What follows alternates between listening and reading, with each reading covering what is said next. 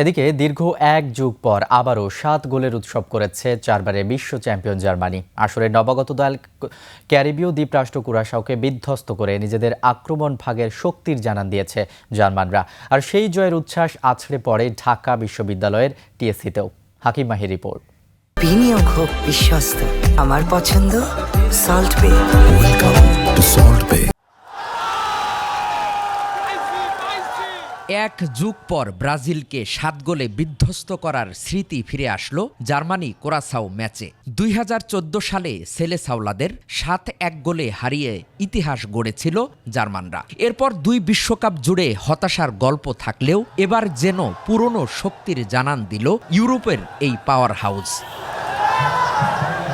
Group পর্বে নিজেদের প্রথম ম্যাচে বড় ব্যবধানে পিছিয়ে পড়েও হাল ছাড়েনি নবাগত কোরাসাও। আক্রমণাত্মক ফুটবল খেলেই ২১ মিনিটেই সমতা আনে তারা।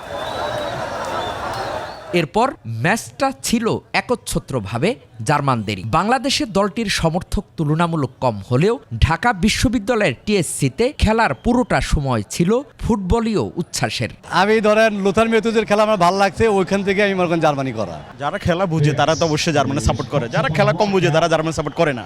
সমর্থকরা বলছেন জয় পরাজয় খেলাধুলার অংশ, ফল যাই হোক প্রিয় দলকে উৎসাহ দিয়েই যাবেন তারা। হেরে গেলে কি হার জিত সব খেলাতেই আসছে, সমস্যা কি না। সবাই হবে খেলা 8টায় যেতে দেয়, বাট আমরা চাইতেছি না 8টা দেখ, আমরা 7-আপের রিটার্ন চাই। ভরসা ছিল যে জার্মানি আবার কিছু ভালো কিছু করবে, সে আশ্বাসে আজকে খেলা দেখতে আসছি, খুবই এক্সাইটেড যে আবারও 7টা দিতে পারছে। বিশাল জয় পেলেও বিশ্বকাপে জার্মানির সবচেয়ে বড় জয় এখনও ৮-০ ব্যবধানের। ২০০২ বিশ্বকাপে সৌদি আরবের বিপক্ষে এই কীর্তি গড়েছিল তারা।